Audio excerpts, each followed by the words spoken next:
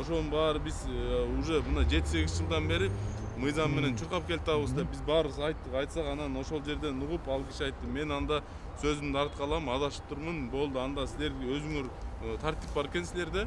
Мен аяка аралашпайм. Наоборот, жардам берем. Мен туура эмес түшүнүп алыптырмын" деп кечирим сурады. Элге салам айтты, баарыңарга салам айтып койгула. Мен эч кандай ал жактан буздурбайм, талашпайм.